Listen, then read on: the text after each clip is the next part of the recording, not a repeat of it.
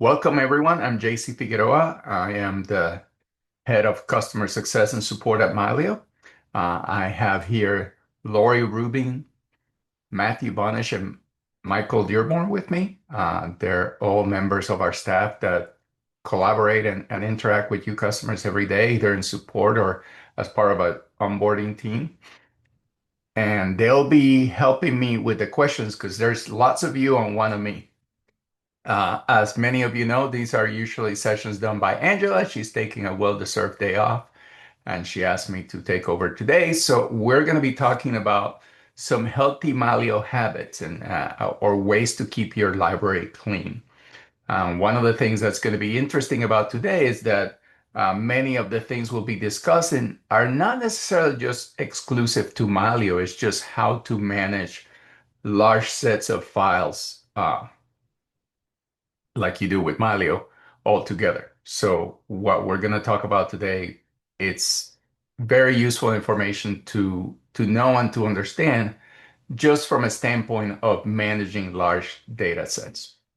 All right, a couple of housekeeping things. We have both a chat window and a Q&A window.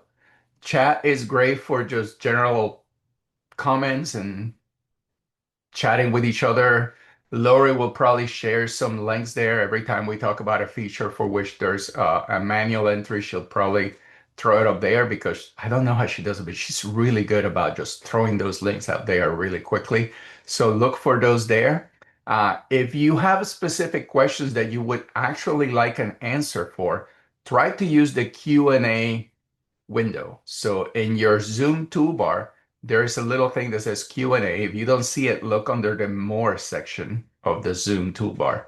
And if you open that window, when you type a question, it makes it very easy for us to either answer that question directly. Lori, Michael, or Matthew will be able to answer that question directly. Or at the very least, we'll mark it to be answered live, and then they'll let me know that there's a question that I need to answer. So put questions in Q&A, comments, and other chat on the chat window, and that will help us serve you better. All right, so let's get started. What are we going to talk about today? Well, we are going to talk about a couple of things. How the foundation of a clean library resides in the hardware, right? Things are going to be only as good as the hardware that you put them onto.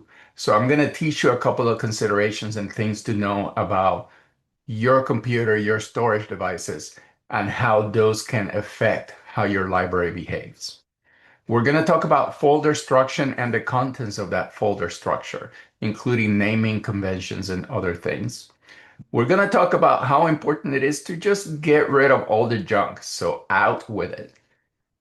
And then we're going to talk about how avoiding big changes can help keep your library cleaner and more in sync, particularly between devices. And that doesn't mean that you cannot make big changes, it's how to approach those changes.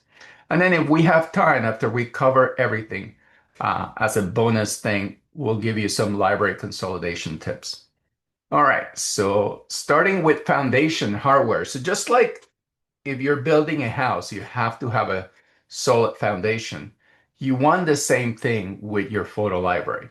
Uh, People put a lot of effort and a lot of time into consolidating photos from multiple devices or scanning their photos from analog sources like photo albums and slides and negatives. And you put all this time and then you save that data in a hardware device that is not optimal for the work that you're doing.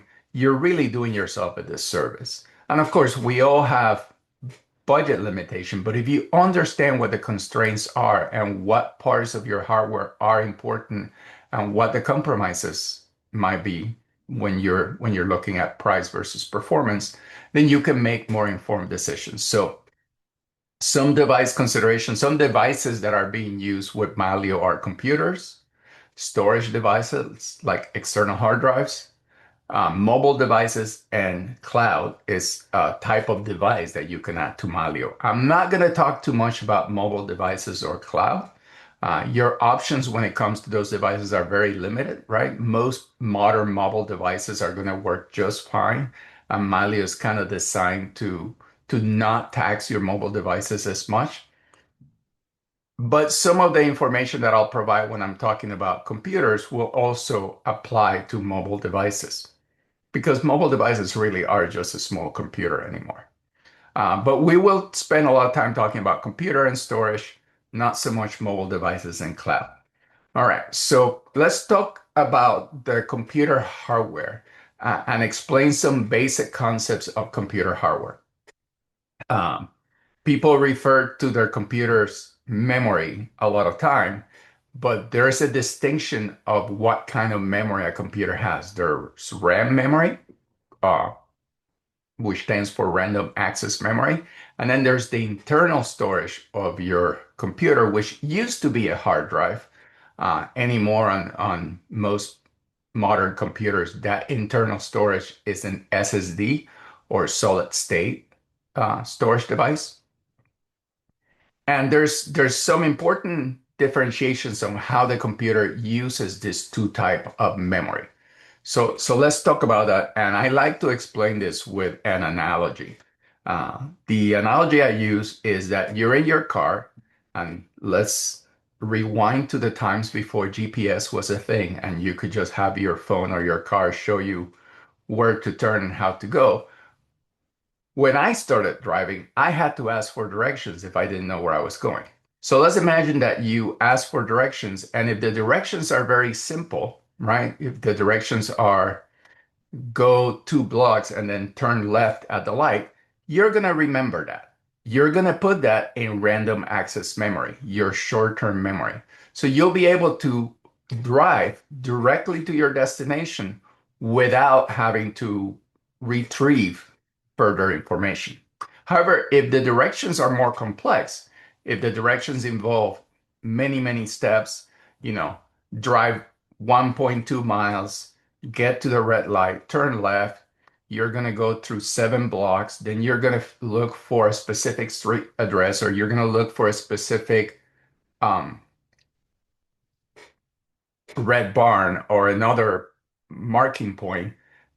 That might be directions that you note down. So you take notes and you say, okay, I got to do this, I got to do this, I got to do this. Now, you might remember the first set of directions. Okay, I'm going to drive 1.2 miles. I'm going to turn left. That's in random access memory. I remember it.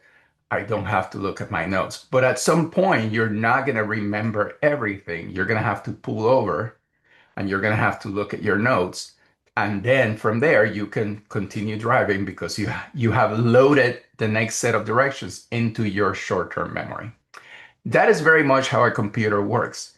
So your random access memory is how much short-term memory, how many immediate directions can the computer keep in place versus the internal storage is where things are stored on a more permanent basis.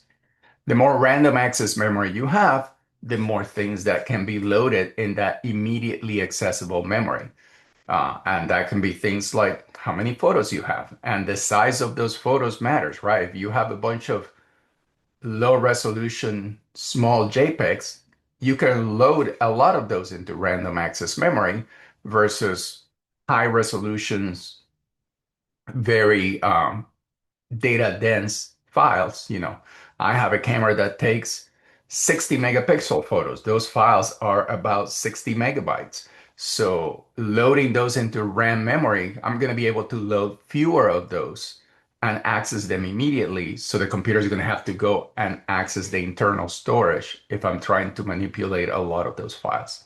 So when you are looking at a computer, having enough random access memory or RAM is going to be important.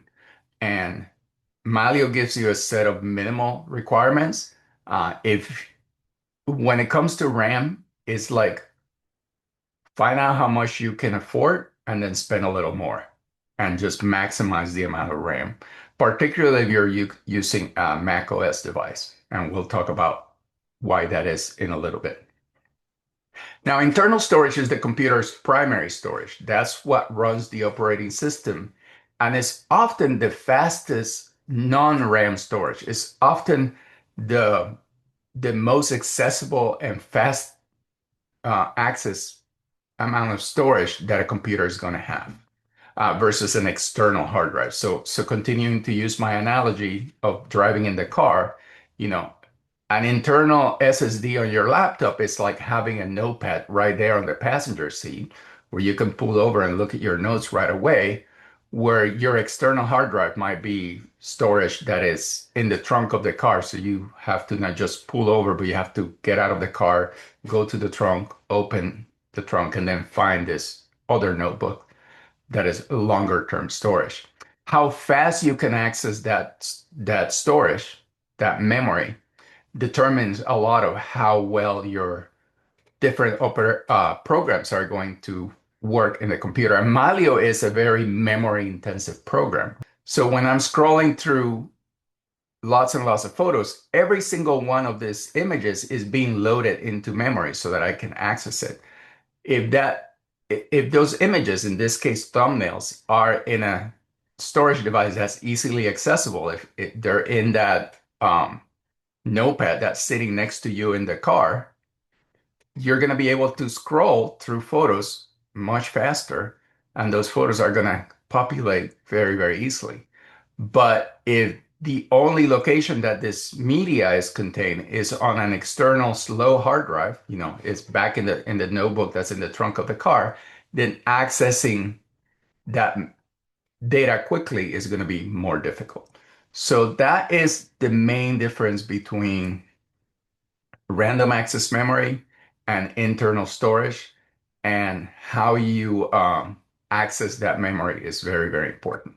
And we'll talk a little bit more about storage and the different types of drives in just a second.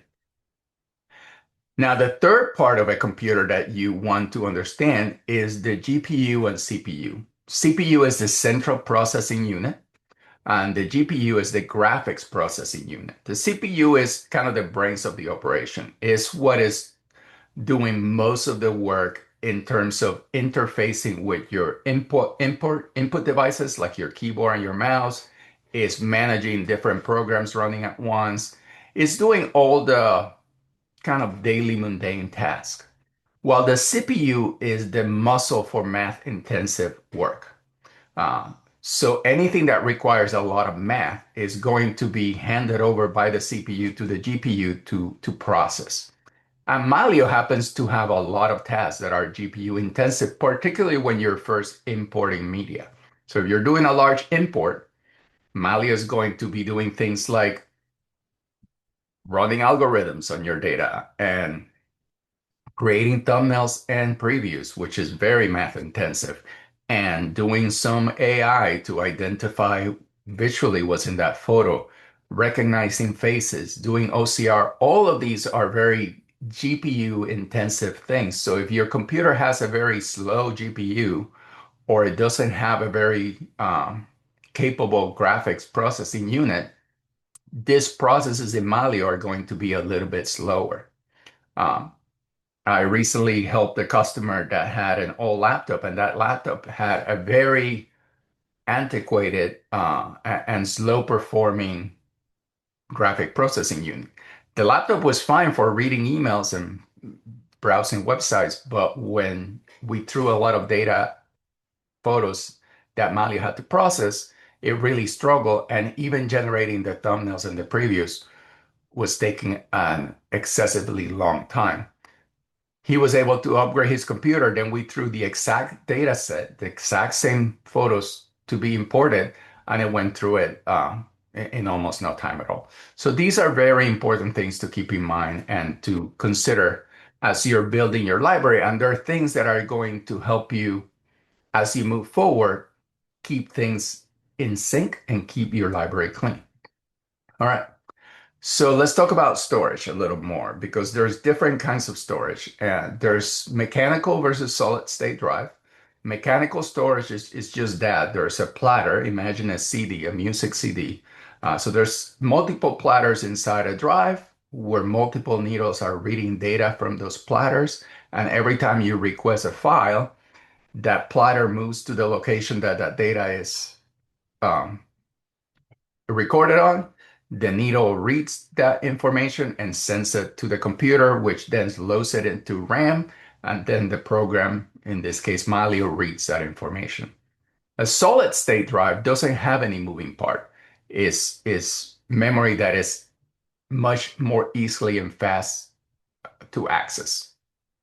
And just to give you um, kind of an example of just how critical this is, I'm going to connect two different types of drive to my computer here, and I'm going to show you what that looks like and the difference that that makes when you run a speed test against these different types of storage. So this is an application called the disk speed test.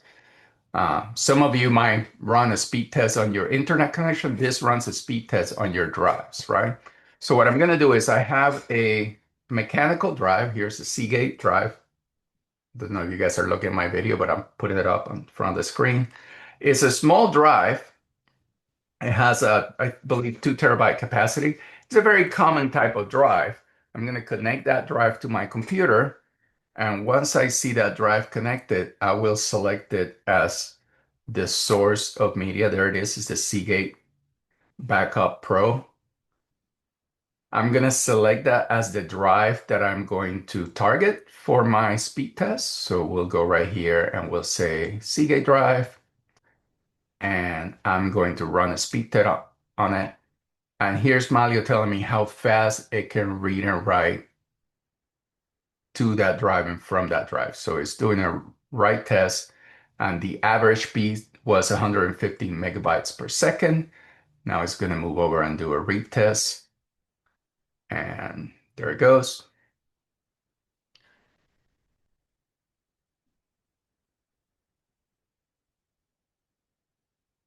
And as you can see, it's not the fastest thing. It's still a lot faster than I can read data, but you can see that it takes quite a bit of time for that mechanical drive to go through and retrieve the data. All right, so 38 or about 40 megabytes, and we'll stop that. It'll keep running the test over and over. Now I'm gonna do a test on a different kind of drive. This is an SSD drive, a solid state drive, and I have one already connected. So I'm gonna change the target drive and select this drive here called Sunfish. It's a different type of drive. I'm gonna do my test. And right away, you see that the write data is about 2.5 times as fast, and the read speed is more than 10 times as fast.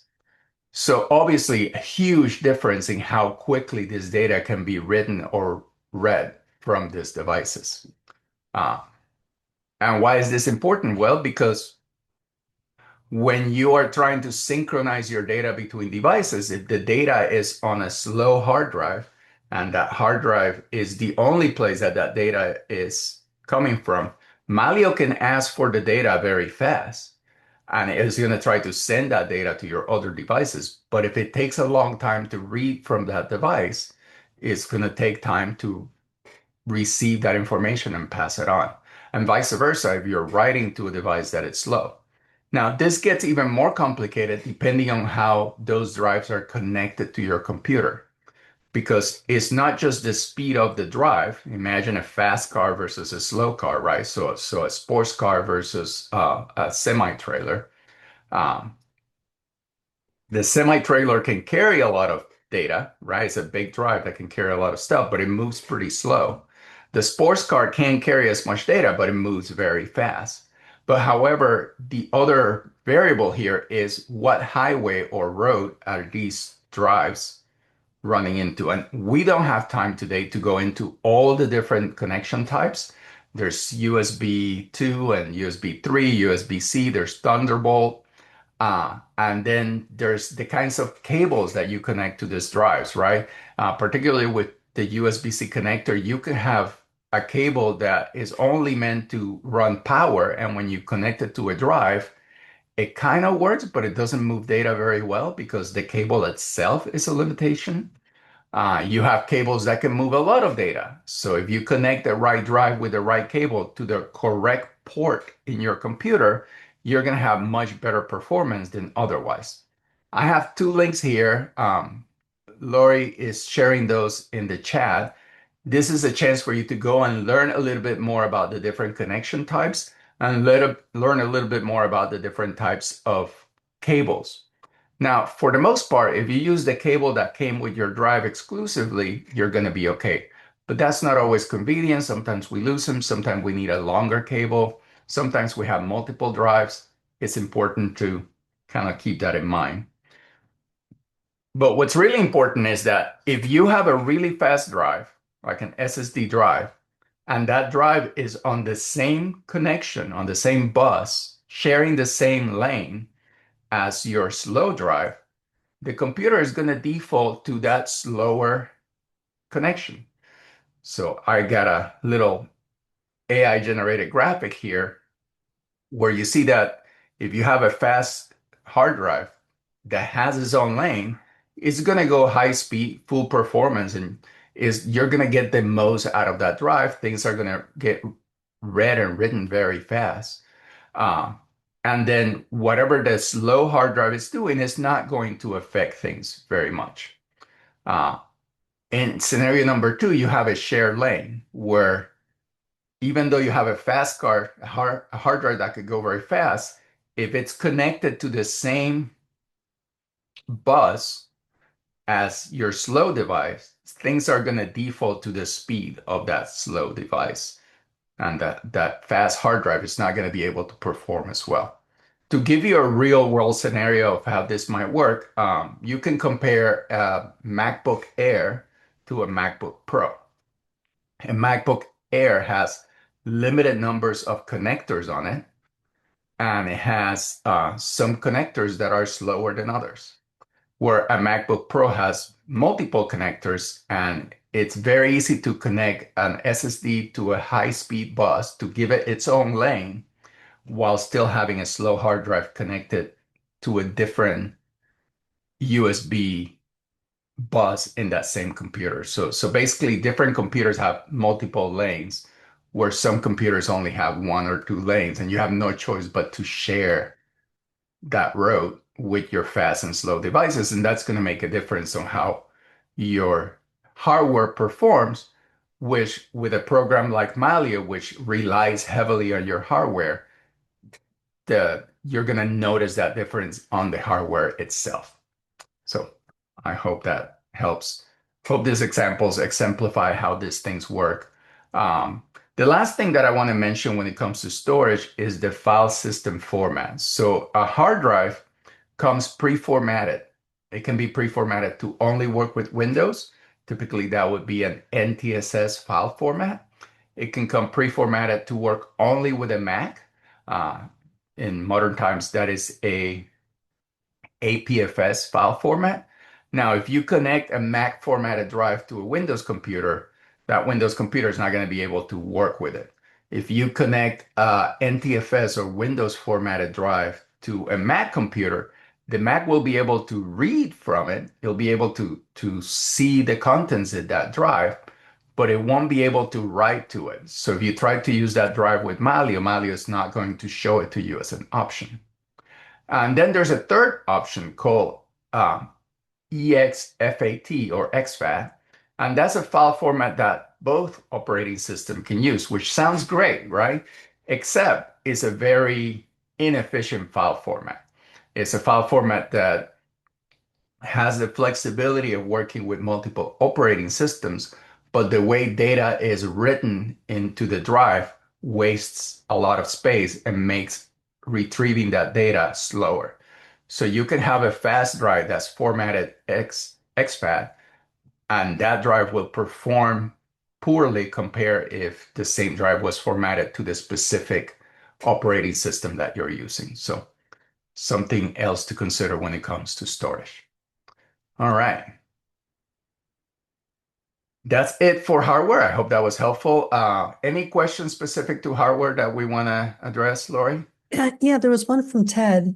He says that he has read that the mechanical drives are surprisingly just as reliable as solid state drives. Has this been Yeah, your so experience? in terms of reliability, mechanical drives have been around for a long time. So that hardware has been very heavily optimized. So it's not the reliability that is in question here, is the performance of those drives. Uh, Mechanical drives are always going to perform slower than a solid state drive.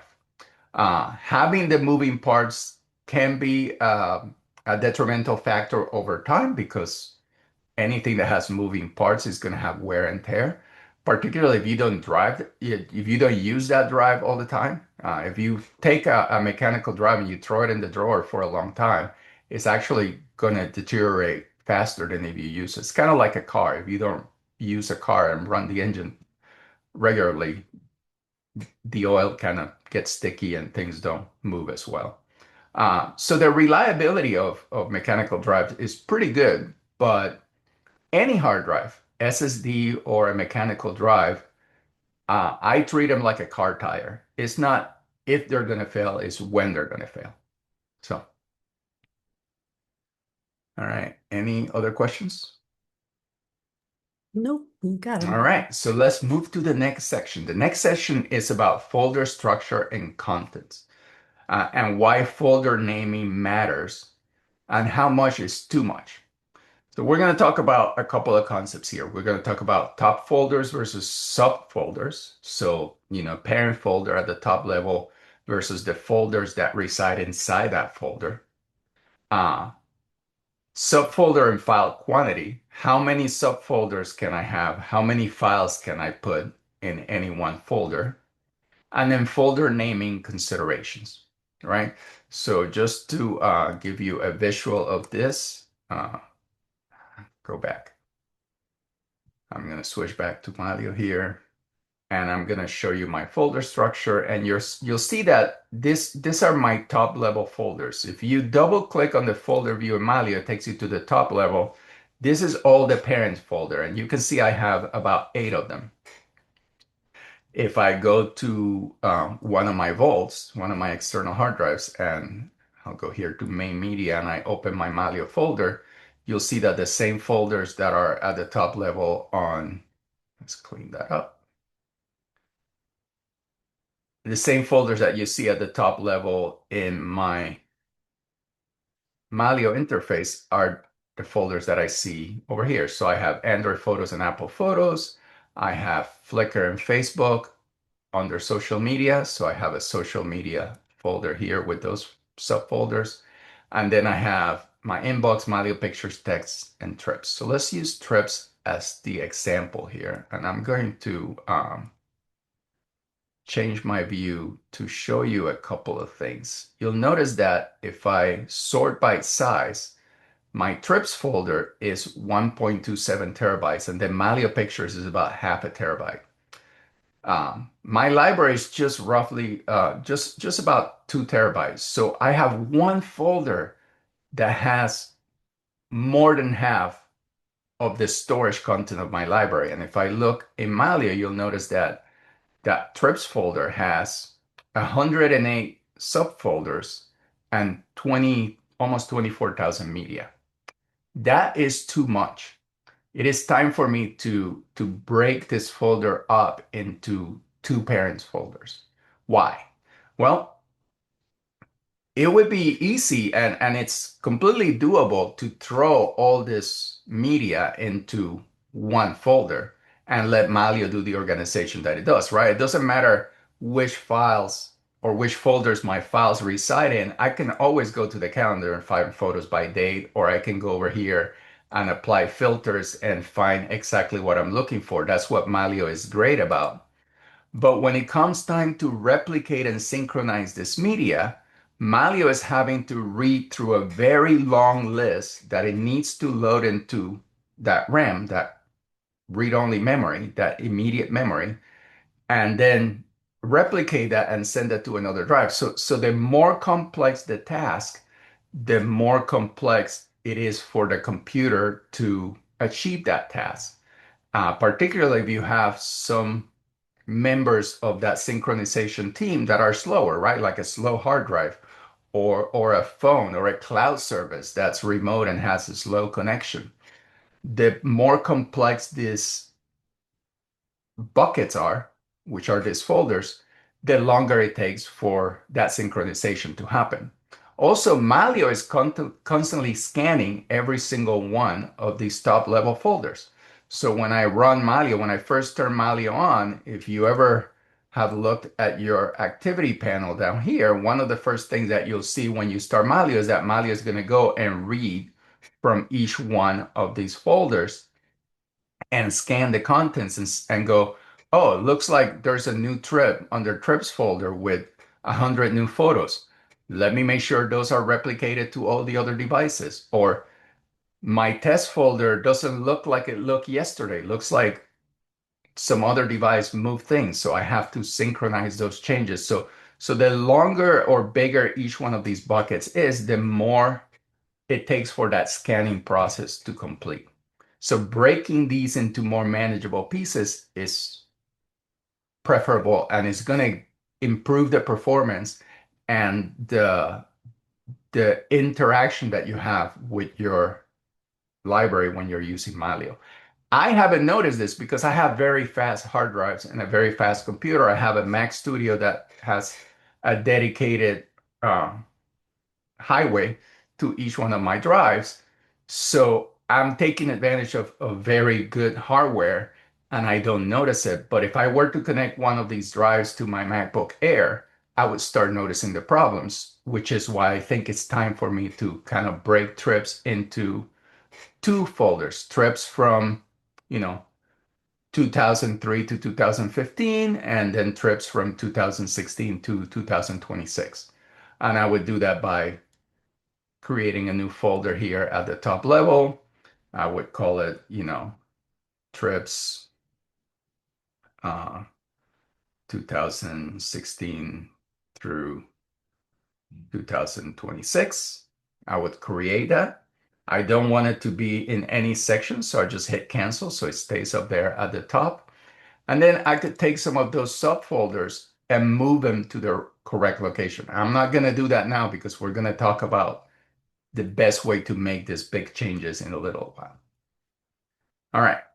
So this is why having too much media or too many things in one folder is can be detrimental, can affect the performance of your library, how well devices synchronize with each other, how long it takes to scan those folders, how long it takes for Mylio to recognize that a change has happened. So breaking that up into smaller batches or smaller bytes is always a good idea. Another example is here under the Mylio Pictures folder. You'll notice that there is 28,000 media, but if I go into it, 16,000 of that media is in my organized by year folder, which in turn is organized into many subfolders. This is another one that I could probably break organized by year as a top level folder instead of being within the Mylio Pictures folder. And I would start kind of simplifying things because there's 501 subfolders within that Mylio Pictures folder. And it's not just about the computer performance, it's also about how I, as a human, can navigate all of this data and all of these levels of redirection or subfolder structures. All right. So a couple of tips here. The parent folders in your library, big is okay. Too big can be detrimental, right? Uh, think of it as not how much media do I put on any one folder, but is it logical to have all my media in one folder? Does it make sense at some point to break big folders like my trip folder into separate parent folders that are more easy to manage? So big is okay, too big can be detrimental. Subfolders. So child folders are great for having clarity and ease of use, right? Like organized by year, obviously I'm going to want to have a folder for every year, 2000, 2001, 2003, etc. Uh, what's important when it comes to this subfolder structure, again, you don't want to have too many subfolders, but you also want to be very careful about how you name those folders. And then how much is too much? Well, too many subfolders can be very inefficient. Let's look at do's and don'ts when it comes to folder naming and organization. You do want to use unique folder names. For example, you don't want to have 17 folders somewhere in your library that are all called September. So if I switch back to Mylio here and I go to that organized by year folder, let's open my folder 3 view and expand this section. You'll notice that if I open any one of these folders, I have done two things. In parentheses, I have the folder number. So January is 1, February is 2, etc. That helps with sorting by name because since I have a number in front of them, January is always going to be at the top. Now, if you really wanted the February to be the first folder, then that's fine. Don't put the numbers in front of it, but that's why I have it the way I have it. The other thing that you'll notice is that the folders inside the 2005 folder are called January 2005, February 2005, March 2005. If I go to 2006, the folders still have a unique name, January 2006. If I don't do this, then I have many, many folders called January. And that can cause confusion both in the file system and when you're searching for things, right? I can say, I can go to any one photo and say, I want to move this photo um, to a folder called January 2006. If I type January 2006, I have a very specific folder versus having just January with lots of folders. All of these folders will be called January. You'll notice that there's some of them that I still need to clean that I still only call January. So it's much harder to differentiate those. And this can also cause problems during synchronization. If the power goes out and Mylio is in the middle of moving 7 folders and they're all called January, it might lose track of which folder went where, right? It's kind of like you have movers and you have taken uh, you've gone to great effort to box all of your belongings into boxes that go to every room, right? You have boxes that say um, bedroom one, bathroom, kitchen, garage. If you hire a set of movers that are moving the boxes to each room, it's going to be a lot easier for you to unpack and put your belongings where they go. But if the movers are in a rush and they bring all your boxes and throw them all in the living room, and now you have to sort through the boxes, that's a much bigger task, right? That's what the synchronization system in Mylio is doing. It's looking at all of your devices and it's constantly moving your house. And if the boxes are not labeled correctly or they're poorly labeled, it's going to be harder for you to for that synchronization to happen effectively. All right. Couple more things here when it comes to do's and don'ts. Don't use special characters. So while Mylio itself doesn't care what you name a folder or a file, because Mylio can use just about every character, not everything. There's still some restricted characters. Um, The file system in your computer, remember, Mylio uses an open library, meaning what you do in Mylio is visible in the file system immediately. So the file system is going to have some restrictions. For example, a file system doesn't like when two files of the same name live in the same folder. So the file system will change the name of one of those files. So something to try to avoid. Have unique file names or make sure that the files are in separate folders instead of on the same folder. And then don't use special characters. Special characters are things like brackets or slashes or question marks or asterisk.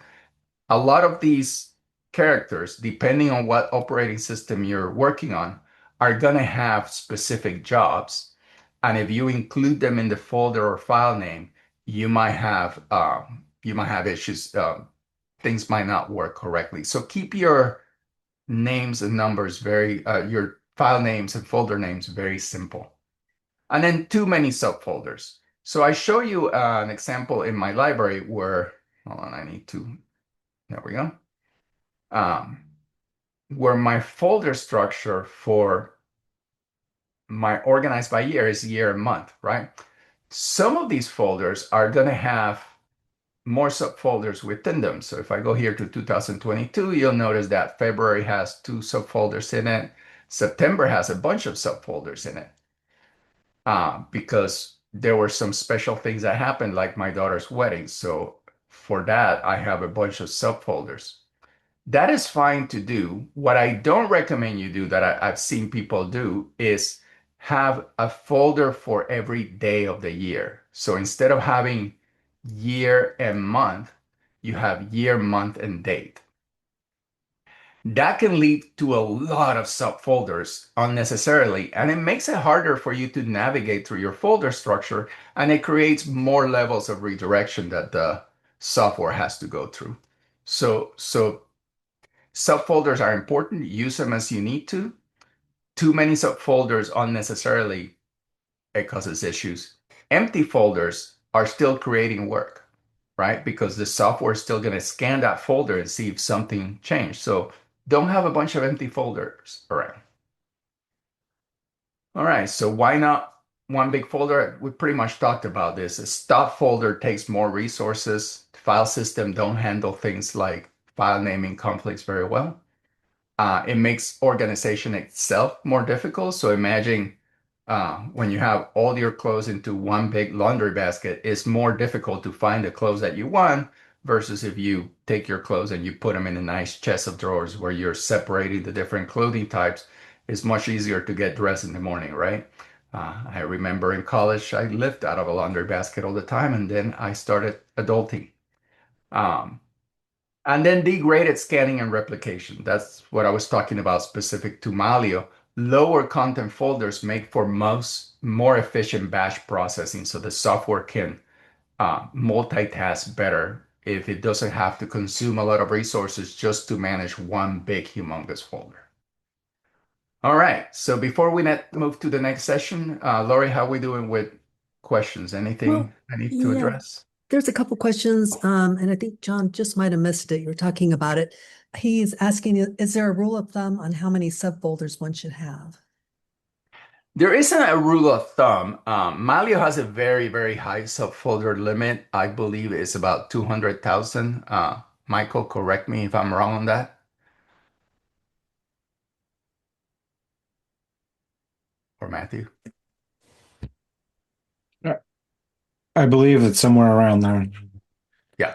So the theoretical limit is very, very high, but it's really about what's going to work for you best and what's going to break up the work that the computer always has to do. One reason why the majority of my media is in a folder called trips is because that's where I take most photos when I'm on a trip. So those folders are broken up into subfolders, and that is a folder that I need to break into two because it keeps growing and growing. So when Mylio goes to scan that folder, if there's 100 trips that it has to scan through, it's going to take longer than if there's only 50. And, I'm more likely to be changing things in the most recent folders, like 2026 or the latest strips, versus folders that are set and done. So the chances of that changing are low. So it makes for much more efficiency that way. I think that's pretty much the same question Yolanda had. Yeah. Recommend data quantity that should reside in subfolders. I would want my library to be broken up into at least a quarter of my library at a time. So no less than four top level folders, uh, but having 10% of your library on every folder is even better. And again, a lot of this is going to depend on your hardware.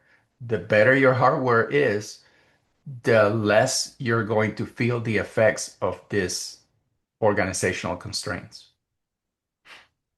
All right. Anything else? Nope. All Good. right, let's Thanks. move on to the next part, which is out with the junk. So here's the part where we validate that more is more, and do you really need all those screenshots? So deleting junk media will, well, first it'll reduce the total overall storage needs, right? So if you can keep your library under 2 TB, you can just use 2 TB SSD drives, which are um, reasonably priced versus having to go to a 4 TB SSD drive, which the price increases exponentially. So reducing the overall storage needs reduces your hardware needs, which helps your wallet. Uh, it also reduces overall replication and synchronization, particularly if some of your devices are cloud devices, right? Anything that you have to send up to the cloud and download back from the cloud is going to consume resources, particularly bandwidth. And if you are in the kind of internet connection that is limited or can get throttled down to slower speed, if you are using too much of it, then that's going to make a difference. It'll reduce scanning times. How long does it take to scan your library and to present things to you? And of course, if you're organizing 60,000 photos versus 600,000 photos, your organization is going to be more granular and more pristine, which means you'll find things faster. So how do we get rid of junk? Just a couple of tips on how we accomplish that. Screenshots is something that I see in people's libraries all the time, right? And we all do it. We take screenshots or we save things and they end up in our Mylio library. Um, so Mylio makes it very easy for you to find those. Just go to the all photos view and there's two quick filters that are going to find your screenshots very, very quickly. One is just screenshots. You go by file type, and click screenshots. And Mali is going to show you anything that is a screenshot. And right here, I can see some things that I could delete, right? Like things from, a plane ticket from a while ago, or things that I didn't even know were in my library, screenshots that I don't need. So these are things that I can quickly delete from my library. The other way to filter for screenshots is instead of using the screenshot file type, look for specific file extensions. So if you go here to file extension and you look for something like a bitmap, these are not screenshots, but many screenshots are bitmaps, or you look for a PNG file, those are going to more often than not be screenshots. So you can mark those for deletion. Uh, you can also filter by size. So again, going back to the library, I have a couple of filters here that I can use to filter my photos by size. So there's some pre-built ones. So anything that's, larger than a kilobyte or smaller than a kilobyte or between a kilobyte and a megabyte. Um, Sometimes you want to get more granular than that, right? JPEGs that are under 25 kilobytes are likely to be unusable in reality. So you can find very specific sizes by using a custom filter. For those of you that never use a custom filter, they're here at the bottom by custom. And you can type a parameter like size with an argument. So I have an example here, size under 25 kilobytes. So you put it in uh, bytes. So 25,000 would be 25 kilobytes. So here's some photos in my library that the thumbnail looks fine, but when I open that photo full size, you'll notice that it's a very pixelated photo. Now, it might still have sentimental value. Doesn't mean that I'm going to delete anything that's a certain size, but you're likely to find things that it's like, why is this in my library? Right? Do I really need this around? No, I don't. So you can throw those away. Same with that one. So filtering by size is another way of identifying these photos that, you know, you really don't need to keep.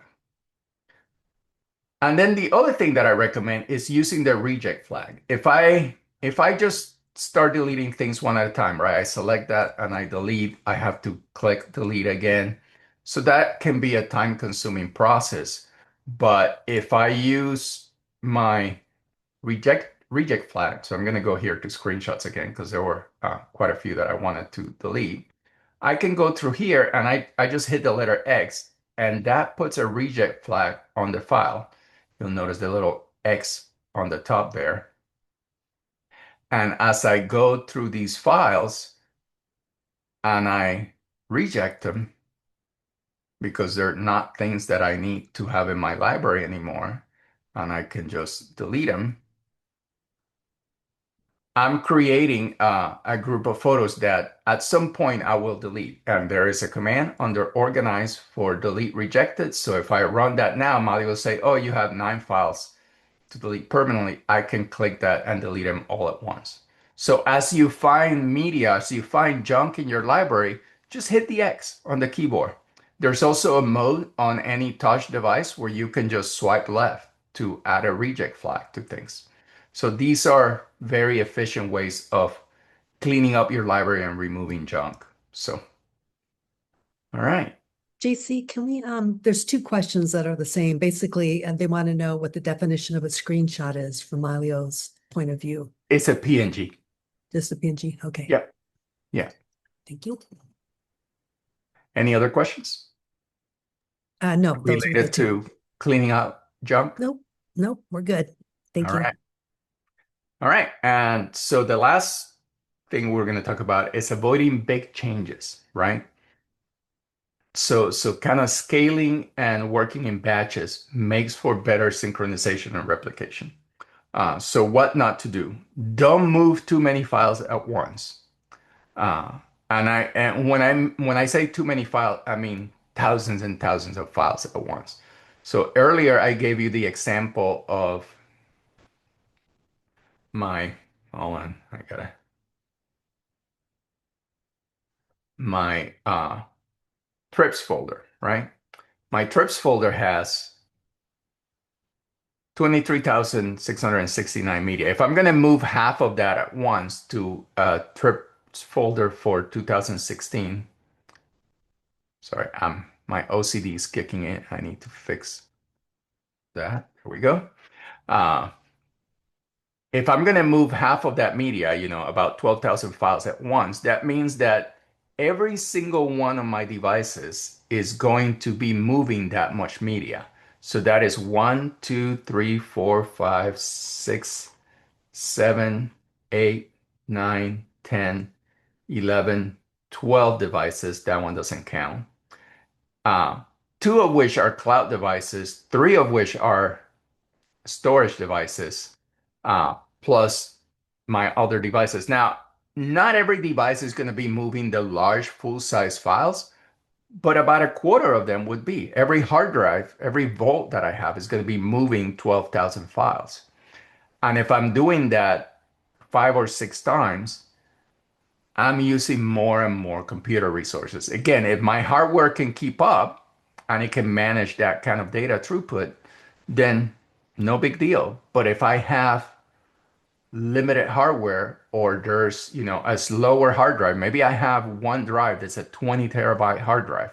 You can buy a 20 terabyte hard drive for a few $100s now, and that's great. It's great that we have the ability to have that much data. But a 20 terabyte mechanical hard drive is going to be extremely slow. And if that is connected or is riding in the same highway as your other drives, everything's going to slow down to the speed of that drive, which means it's going to take a long time, which means it increases the risk and probability of something going wrong. All right. Uh, Keeping devices offline for too long. So using a hard drive as an example, it's not a bad idea to, not have all your hard drives connected at once. There's no need to do that. So sometimes I take one of my hard drives and I put it on the safe, particularly if I'm going to be out of town, because it's now on a fireproof safe. If something happens to my home, I still have an offline copy that is safe, right? I also have cloud copies, so I'm not as worried about that. But that's one example. But I try not to leave it offline for more than 1 or 2 weeks at a time because those changes that have to be synchronized to those devices start accumulating. And then next time you plug in that device, now it has to make thousands and thousands of changes. And if that device is a limited device, like a slow hard drive, that's going to take a long time and is going to affect the performance of the rest of your library. Um, and then last but not least, just like with moving too many files at once, making drastic folder structure changes all at once is also detrimental. So using my example of the trips folder and wanting to move half of my folders over here to trips, uh, instead of grabbing everything before everything up to 2015, right? So we would be right here. Instead of grabbing all these folders and moving them at once, maybe I move 2 or 3 folders at a time, right? Maybe I go here, and because I have this very nice folder tree structure, I could grab 3 folders and move them to that. And that is going to be much easier than moving 10 or 12 folders all at once. And notice that my activity went very fast. And if I go to my external storage and I look at this new folder, that media has already been moved because I didn't make a huge move all at once, right? So in other words, batching up and scaling your work is going to be a good idea because it's going to make better use of your hardware resources and it's going to maintain the task level or the task loading to a more manageable set. All right.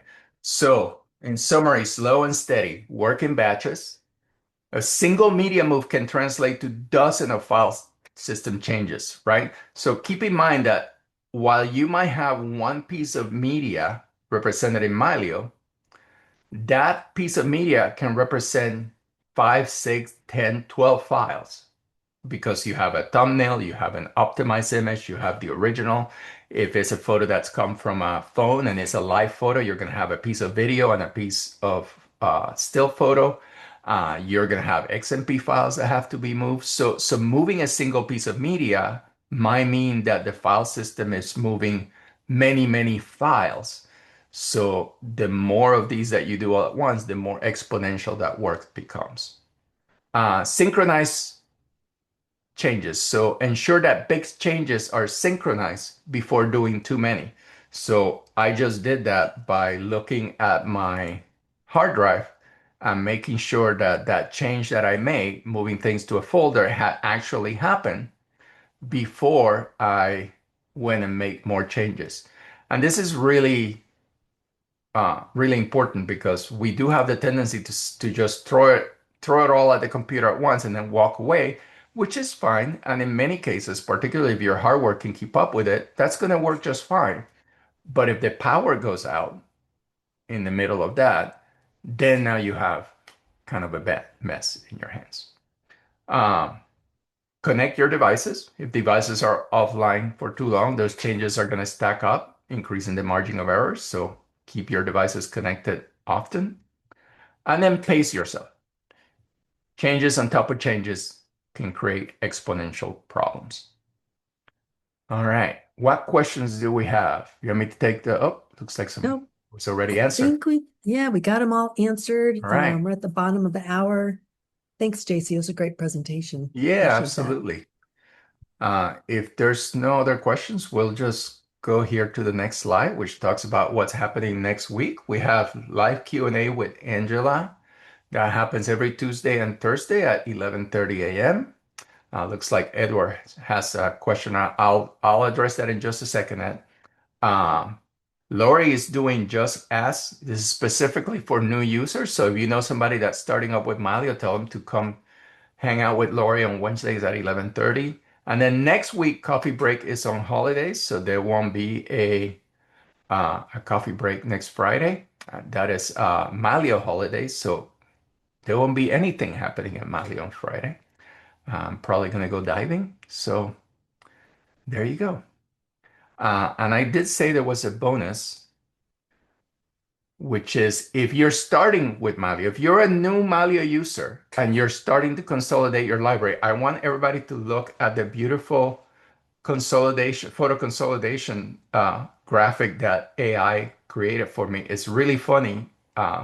I use ChatGPT quite a bit, and it knows that I do a lot of underwater photography. So when I asked it to create this graphic, it made a lot of the photos appear as underwater photos, and the people in there look Hispanic too.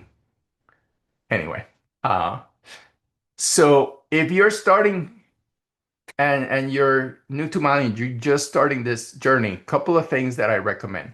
Start with only one or two devices, right? Just start with your computer and maybe your phone. If you don't have enough storage, add one drive, but don't add 5 volts and then start your consolidation process, because the biggest part of consolidation is not just bringing that media together, but it's going through dedupe, declutter, and shrinking that library. So there's no point in doing all of this data transfer to all of these multiple sources or destinations, particularly cloud destinations, until you have shrink that library down. So start with only one or two devices, the devices that you really need to do the work. Do some dedupe, do some declutter, shrink that library, get rid of the junk, then add more devices and more backup devices to replicate just the clean library rather than uh, making both your hardware and your software work harder while you're in the process of going through organization. So that was the bonus question or the bonus part of the presentation. And And you've got one more question. yeah, and Looks Ed like in had a chat. question too. Did he type it? Well, there's a question in the chat that I Okay. see. Would you recommend to start from scratch rather than trying to sort out through 40 to 45,000 photos? Um, I mean, I don't know what you mean start from scratch. If you've already created a library that's 40 to 45,000 photos and you've already replicated that library to multiple devices, then no, don't start from scratch. There's nothing to gain. Just keep some devices offline, make some changes, then bring those devices offline, synchronize the changes, rinse and repeat. Starting over is not really necessary unless um, you feel that the way you configure the application and your system is not how you wanted to do it. Then starting over might make more sense. If you're not sure, feel free to send us a specific um, scenario to support. Make sure to include logs. Use that contact support function in the app itself that sends us logs of your system so we can see how your systems configure. And then give us your scenario and we'll give you a very educated opinion as to whether you should start over or not. Thank you so much, everyone. Appreciate you all coming, and I'll see you next time. Have a great weekend.